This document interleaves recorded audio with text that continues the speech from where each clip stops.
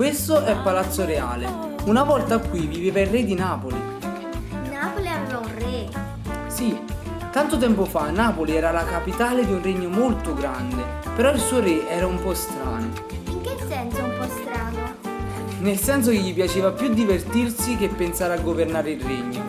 Il re di Napoli si chiamava Ferdinando di Borbone, ma tutti lo chiamavano Re Lazzarone. E che significa?